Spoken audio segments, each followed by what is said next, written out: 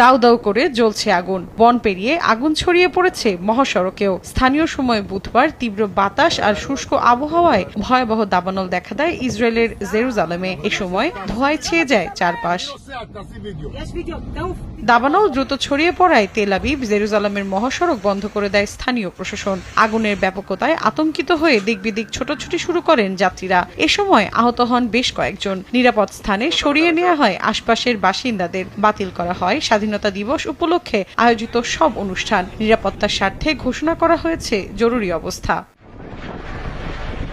ইসরায়েলের অগ্নি নির্বাপন ও উদ্ধার পরিষেবা বিভাগ জানায়, জেরুজালেমের পাহাড়ে অন্তত 5টি স্থানে আগুন লেগেছে। খবর পেয়ে ঘটনাস্থলে পৌঁছে আগুন নিয়ন্ত্রণের চেষ্টা চালান দমকল কর্মীরা। তবে তীব্র বাতাসে বেগ পেতে হচ্ছে তাদের। গত এক সপ্তাহের মধ্যে এটি দাবানলের দ্বিতীয় ঘটনা বলে জানিয়েছে বিভিন্ন গণমাধ্যম।